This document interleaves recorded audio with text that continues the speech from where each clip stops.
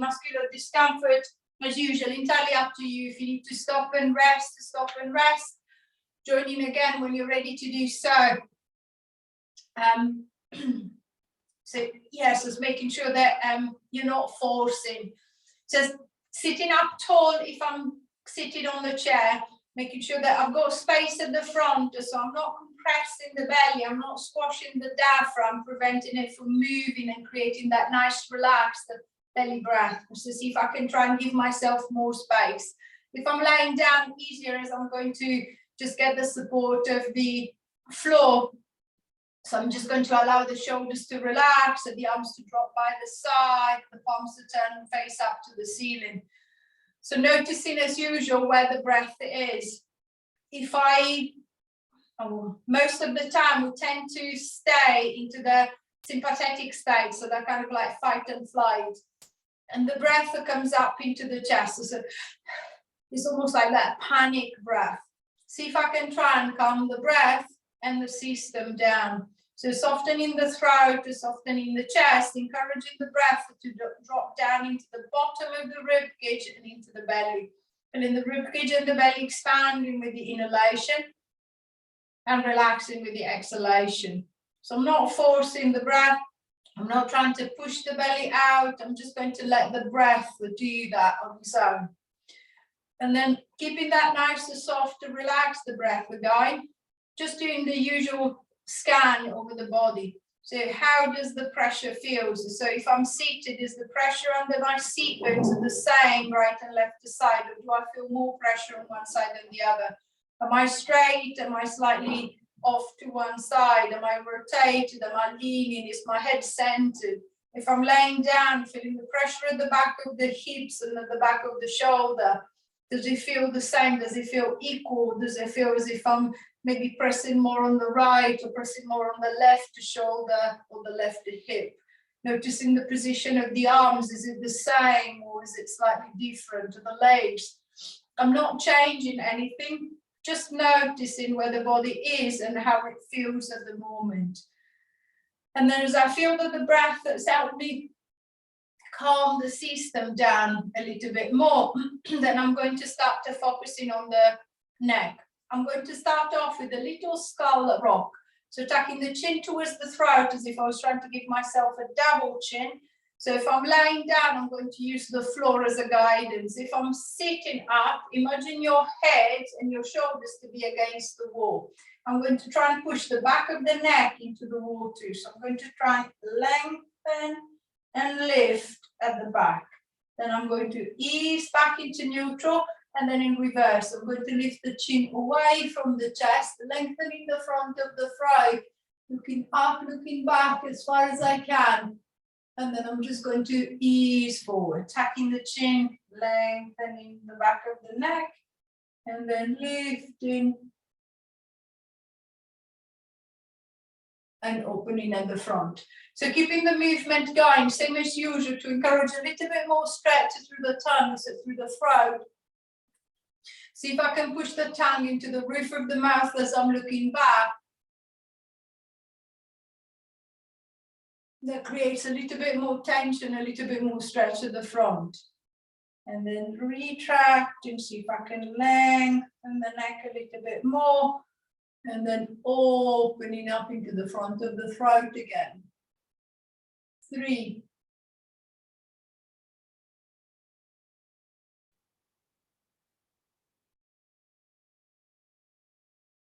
2.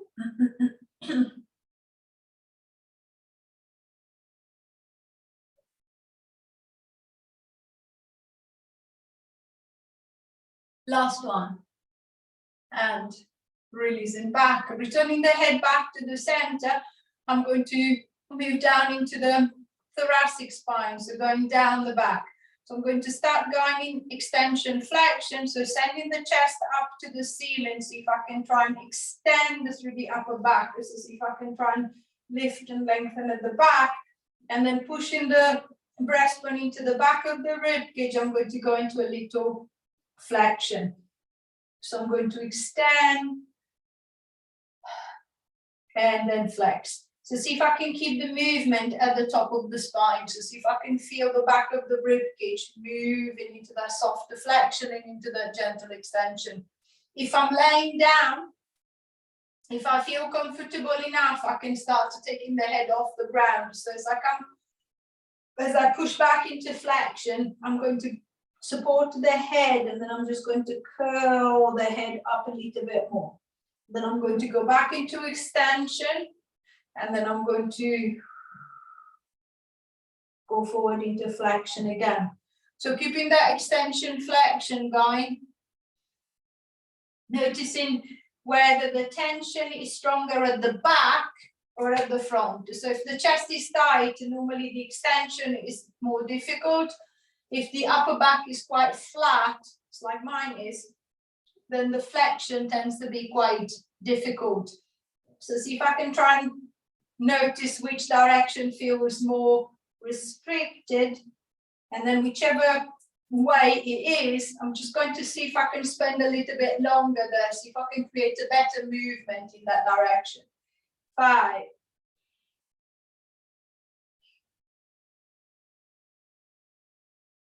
4,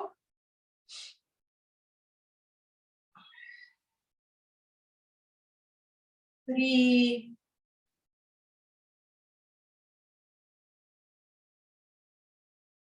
2,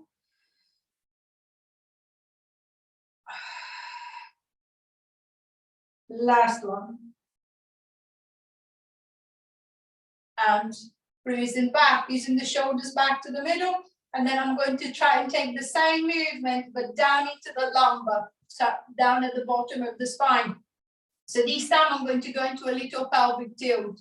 So I'm going to tilt the pelvis back, pressing the lower back gently into the mat, scooping in from the belly, and then I'm going to rock forward back into the neutral, into that slightly lifted, extended position. So tilting back and then coming forward. So if I'm down on the floor again, I've got the mat to guide me. So I'm trying to press the lower back into the mat, and then I'm going to try and lift it up again. I'm going to try and press it down and then lift it up again. So the gentle rocking on the pelvis, on the hips. If I'm seated, it's very tempting to move from the thoracic spine again, so from the upper back again. So see if I can be aware of the upper back is staying pretty much still. This time I want the movement to be down into the lower back. So I want the lower back to round into flexion and then to come back into neutral, into that slight extension. So tilting and releasing the tilt.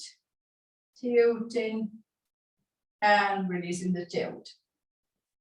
Focusing on the deep abdominals or focusing on your pelvic floor muscles, whichever one you can connect to better.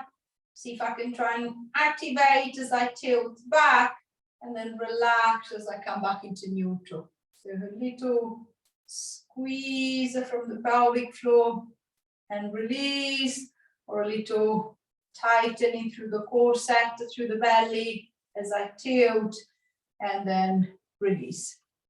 4. Shoulders relaxed, the neck is relaxed. 3.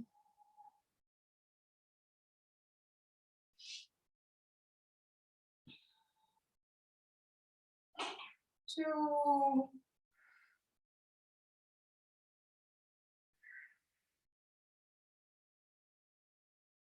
Last one, and releasing back, returning the hips back into neutral. From flexion extension, I'm going to go into lateral flexion, going back to the top. So starting from the neck, I'm going to start moving the head from side to side. So bringing the right ear down to the right shoulder, flex into the right, the left ear to the left shoulder, going to the left.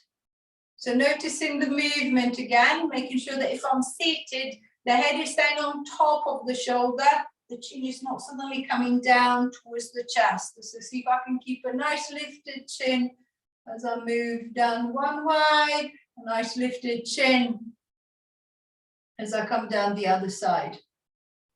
Notice if you're trying to bring the ear to the shoulder or the shoulder to the ear. I want the ear to move towards the shoulder, so I don't want the neck to stiffen. I want the neck to stretch out, to relax. 4, 3, 2,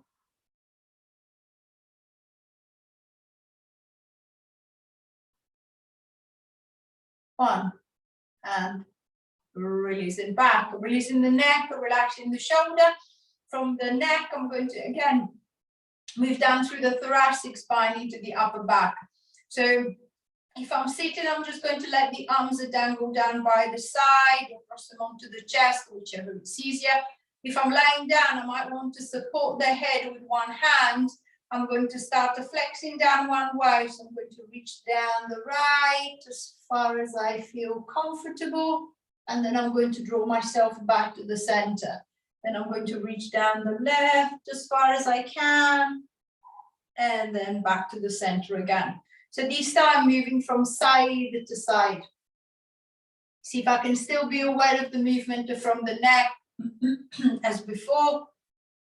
And this time noticing the movement down into the upper back as well. So the rib cage compressing on one side as I flex in that direction, and then opening up on the other side as I'm moving away.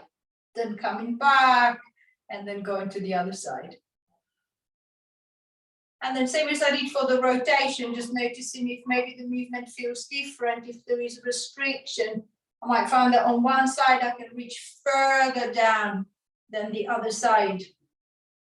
Or one side it just feels easier.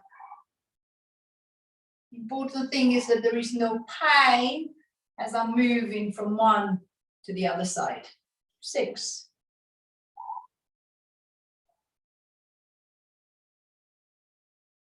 5.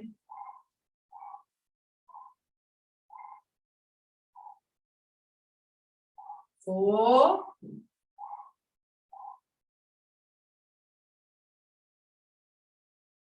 3.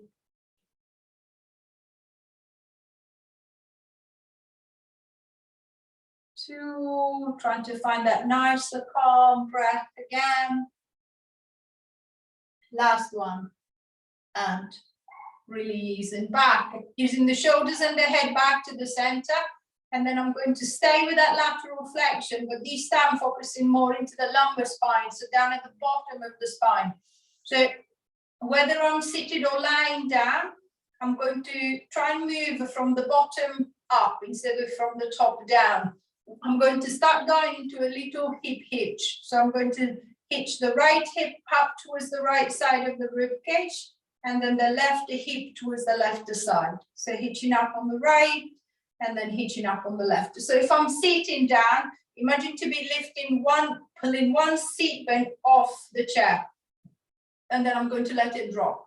Then I'm going to pull the other and then let it drop. If I'm lying down, I'm just going to keep the pelvis nice and flat against the mat, and then just sliding up on one side, come back to the center, sliding up the other way. So feeling the tension into the side of the belly, the obliques, working a little bit harder to create that little hitch, that little lift. Again, noticing maybe the difference in strength or the difference in mobility. Making sure that I'm not tensing so hard that I'm creating pain in the back. 6. 5.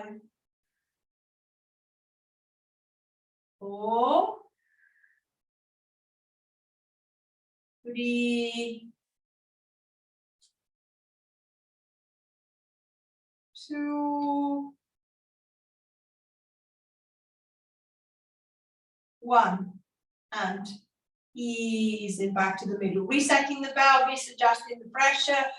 And between the C-bends, from a lateral flexion, I'm going to start moving into rotation, same as I've been doing so far, starting from the top. So I'm going to keep the head on the mat, keep the head on top of the shoulder if I'm sitting up, and then I'm just going to start turning to look over one, and then turning to look over the other side. Again, noticing the direction of the movement. When I turn right and when I turn the left, is it the same movement or does it feel slightly different? Especially if I'm sitting up, as there is nothing blocking my shoulders and stopping my shoulders from moving. Am I actually moving my head or am I moving my head and my shoulders? Can I keep the shoulders still? Just move the head on top of the shoulders. Am I shrugging the shoulders up to the head? Can I keep the shoulders down? Can I keep a nice long neck? 6.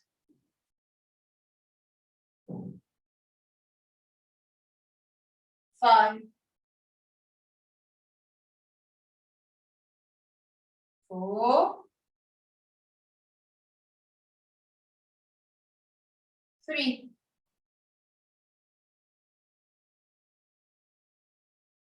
2.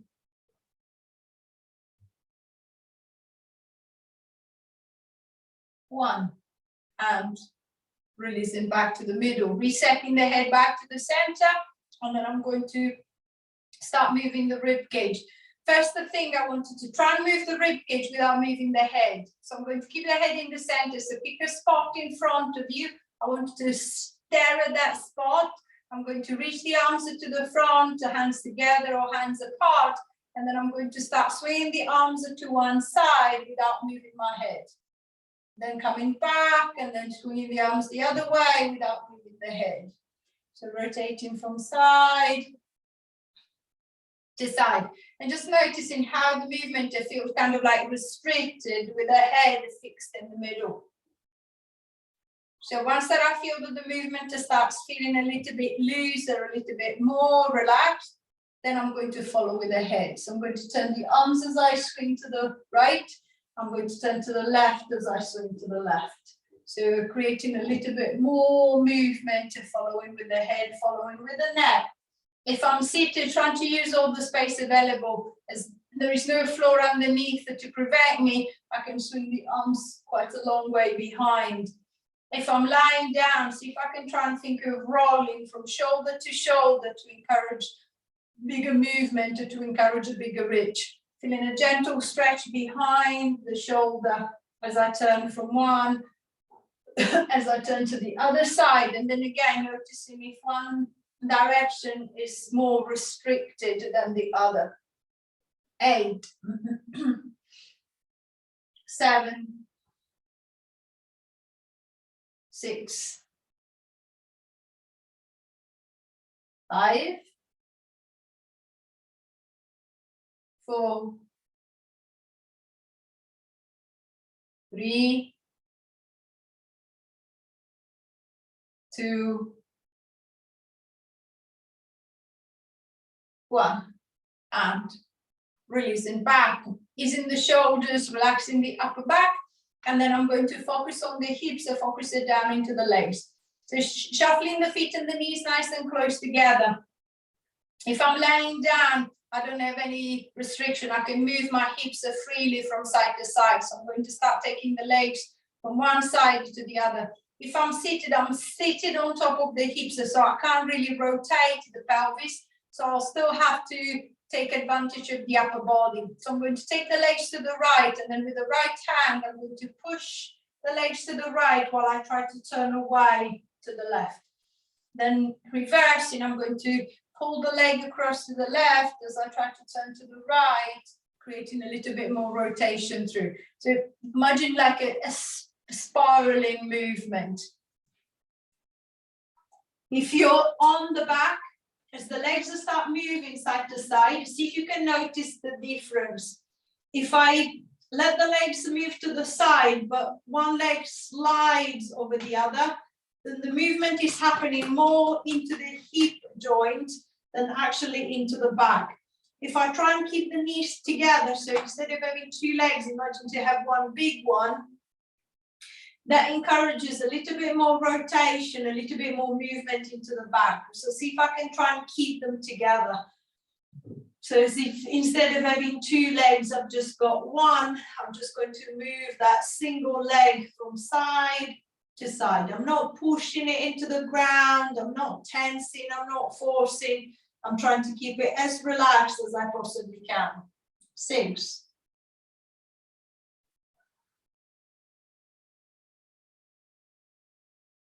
5.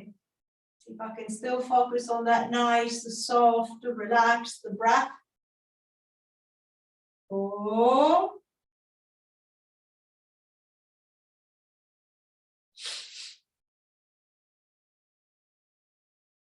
3.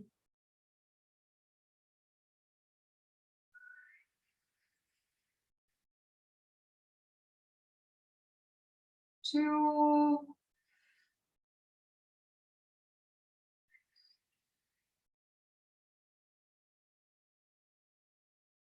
Last one. And releasing back. Resetting the hips back to the middle, resetting the neutral. So there's a little bit more movement. It's really all of the spine in all the different directions. So flexion, extension, lateral flexion, and a little bit of rotation. This time I'm going to try and focus on the shoulder and the hip. Starting with the shoulder, I'm going to raise the right arm up in front of me. And then imagine your fingers to be like pencils or pens. I'm going to start drawing the circle on the wall or the ceiling in front of me. So I'm going to start with a little circle, and then progressively I'm going to try and see if I can make the circle bigger, but see if I can keep the movement smooth. So what I don't want is the shoulder to start grinding and scrunching away. I just want a nice, quiet, relaxed, smooth circle in front. So it could be a very little one, it could be a very big one. It doesn't matter the size. Play with the position of the arm of the hand. If I introduce a little internal external rotation into the arm, that might create a smoother movement. So it might allow me to go for a bigger movement without feeling all that scrunching and noise in the shoulder. I'm going to reverse the circle going the other way. So I might start again small and then progressively see if I can go bigger. Or I might start where the other direction was and then adjust it accordingly, depending on how the shoulder feels going around this way. 5. 4. 3. 2. 1. And releasing back, relaxing the shoulder, relaxing the arm. I'm going to repeat the same thing with the other side. So I'm going to stick the left arm in front, and then I'm just going to start drawing that circle in front of me. Starting small, I'm just going to spiral into a bigger circle gradually until eventually I'll reach the point where I feel I can't go any bigger. If I go any bigger, I can feel that the shoulder is crunching, it's feeling really uncomfortable. I'm forcing, I'm stiffening to create that bigger movement. I want to keep it loose, I want to keep it relaxed. 5. 4. 3. 2. 1. Reverse and going the other way. 10. 9. 8. 7. 6. 5. 4. 3. 2. 1. And releasing back, relaxing the shoulder, releasing the arm. So there's a little bit more movement into the shoulder joint. I'm going to repeat the same, but I'm going to repeat it at the hip joint. So if I feel that I need a little assistance with the leg, I'm just going to get the band around the back of the leg, and then I'm just going to use the band to help me guide the leg around. If I don't leave the band, I'm just going to use the leg on its own. If I'm seated, I can even use my hands as the leg is quite close to me. If I'm laying down, the leg is slightly further away, so I will be straining the neck about using the hands. So same as I did for the hand, I'm just going to start drawing that circle with the tip of the knee. So again, starting small, and then again, progressively going bigger. I'll see if I can keep a smooth movement. Again, noticing whether the leg might like going out, but not be too happy coming across, or it might like going to the side, but it doesn't really like coming up towards me. So finding that smooth movement. Imagine the leg to be like a spoon in a bowl. I want to turn the spoon into the bowl, not the spoon and the bowl together. So the pelvis is keeping still. It's just the leg moving into the hip socket. 4, 3, 2, 1. Then reversing the circle, going the other way. 1. Adjusting the size of the circle. 2. See if I can keep it loose, keep it relaxed. 3, 4,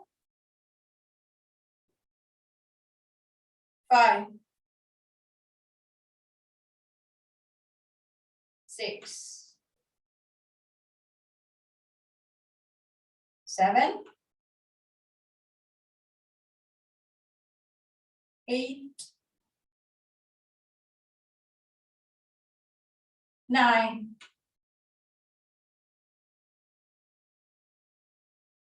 10. And releasing back, relaxing the leg, relaxing the arms if they've been assisting with the leg. And then I'm going to repeat the same thing with the other side. So slipping the band behind the left leg if I'm going to be using the band to help. And then I'm just going to start the circling around. So starting small, same as before. See if I can keep it smooth. So nothing is grinding, nothing is pinching, nothing is catching. And then at the same time, noticing if there is any particular direction where the leg doesn't really like going. You might find that it doesn't want to go out, it doesn't want to come across, it's struggling a bit coming towards me or moving away from me. I'm not forcing, but just see if I can maybe spend a little bit longer through that range, see if I can try and ease some of the tension, some of the stiffness away. 4, 3, 2, 1. Then reversing, going the other way.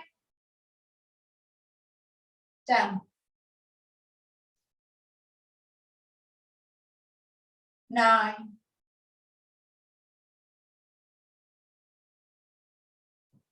8,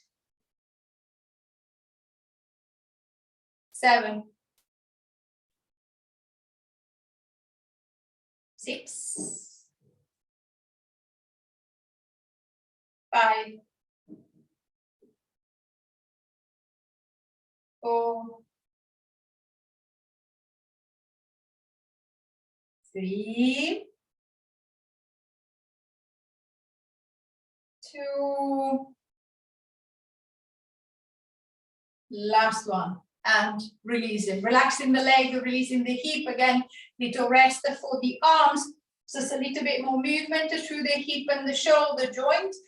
I'm going to see if I can focus a little bit more onto the upper body, onto the arms and the shoulder girdle. So I'm just going to start getting into a little bit of arm raise. So same as we did before, instead of thinking of keeping the circle at the front, see if I can use the circle to help me open up a little bit more through the chest. So I'm going to focus on my right arm. I'm going to raise the right arm up to the front, as I feel comfortable.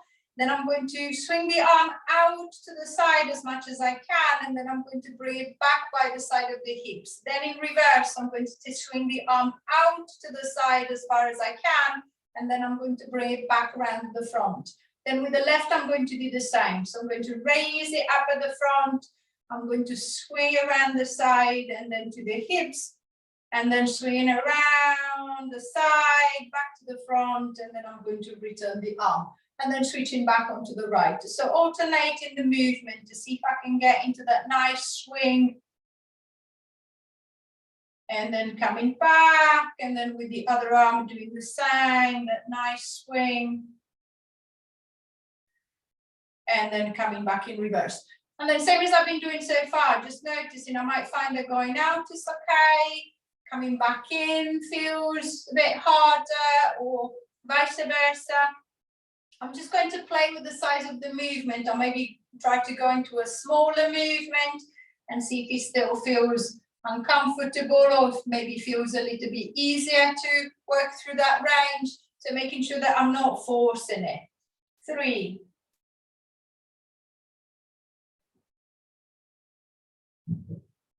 2,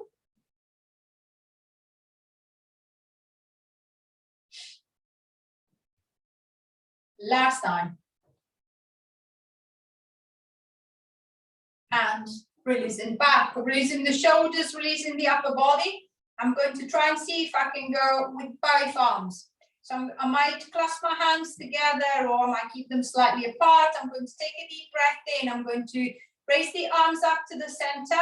Then I'm going to rotate to the right. So I'm going to turn to the right and then swing the arms round and back. Then I'm going to lift them up through the center and then turn to the left to swing the arms around and then back to the center. So imagine an infinity sign or a figure of 8 upside down. I'm just going to draw the edge of the figure of 8 with my fingertips from one over to the other side. So getting the shoulders, but also the back a little bit more involved. If I'm seated, using as much space as I can to turn and draw that 8. If I'm laying down, same as I did for the rotation side to side, see if I can take advantage and then rolling from shoulder to shoulder from one over to the other side. 6,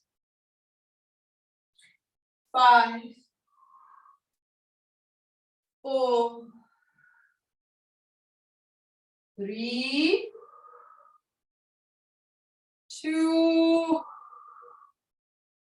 1. I want you to reverse that figure of 8. So I'm going to go down and round, come back to the middle. Down and round the other way, come back to the middle. Down and round, back to the middle. Down and round the other way, and then back to the middle again. So it's still an 8. But instead of drawing it in the direction I was drawing it before, I'm going to go the other way. 5, 4, 3, 2, last one. And releasing back, relaxing the shoulders, releasing the back. There's a little bit, it's a little bit more movement into the shoulders and upper back. This time I'm going to try and see if I can focus on the legs and the hips together. What I want again is to work into a little rotation and adaptation. So I'm going to shuffle the knees and the feet nice and close together. If I feel that I need a little support, especially if I'm lying down on the back, lifting the feet off the ground makes it a little bit easier to control the legs. So I might use the band to help me hold the legs up. I'm going to squeeze the knees together and then imagine to be holding a pencil between the knees. Can I try and draw the figure of 8 with that pencil? So can I try and go round and round, trying to exaggerate the movement, taking the hips from side to side, from side to side. So it could be a little movement, it could be a big movement. Again, it's whatever feels easier on the hips, easier on the legs. I'm going to go 8, and then 8 again. 5, relaxing the neck, relaxing the shoulders. 4, 3, 2, watching which direction you're drawing that figure of 8. I wanted to reverse, going the other way. 1,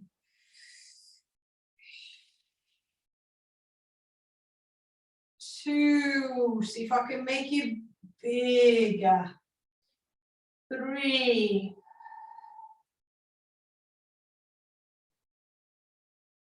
4,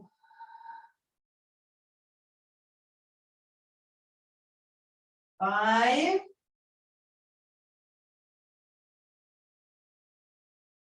6,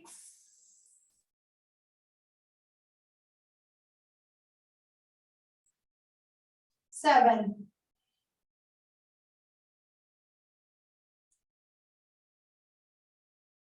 8,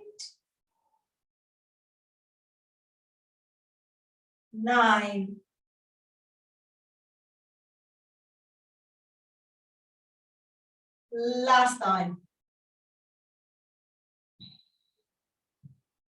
10, and releasing back.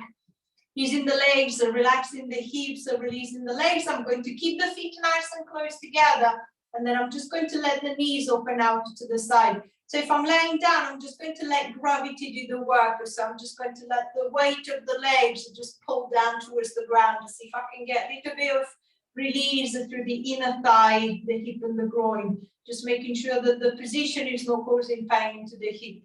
If I'm seated, as I don't have gravity, unfortunately, working with me, I'm just going to use my hands to help me push the knees out and away from each other, so see if I can get a little bit of release through the inner thigh, the inside of the leg. 10, 9, 8, 7, 6, 5, 4, 3, 2, 1. I'm going to ease the tension. I'm going to try again. So this time, even if I'm lying down, I'm going to put the hands on the inside of the legs.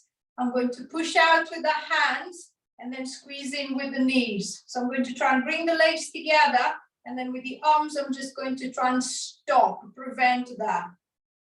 So feeling the legs are tensing against the resistance of the arms. 10, 9, 8, 7, 6, 5, 4, 3, 2. Deep breath in.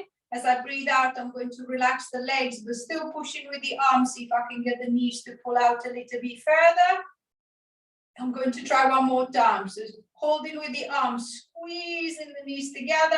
1, 2, 3, 4, 5, 6, 7, 8, 9. Deep breath in. As you breathe out, just stop with the legs and keep pushing with the arms. See if you can open up a little bit more. And releasing back. Relaxing the legs and releasing the hips. When you're ready, if you're laying down, rolling over onto your side. And then pushing yourself up into sitting. Finding that comfortable seated position. Making sure that you're well supported. So leaning against the wall, leaning against the sofa, just something that is not going to move. Or using the arms behind to give a little support. Same as we did at the beginning, finding the space at the front of the belly. So see if I can try and lift and open up at the front. So giving the diaphragm the space to be able to create that nice breath. And then trying to open up the space more at the front. I'm going to start sticking my chest forward, lifting it up to the ceiling. I'm going to lift the head and then lengthening through the neck. I'm going to try and Draw the shoulders back, opening up, lifting, looking up, looking back as far as I can. And then I'm just going to release and come forward. Rounding the shoulders, rounding the back as much as I want, as much as I can. And then back in reverse. I'm going to lift, I'm going to retract the shoulders, opening up, lifting across the front of the chest, looking up, looking back as far as I can. And then easing my way forward, rounding and rolling down as much as I can. Last time, extending up, retracting the shoulders, opening up, lifting, and then easing back. One hand to the belly, one hand to the back. Take your bow, give yourself a buckle. Any question or anything as usual?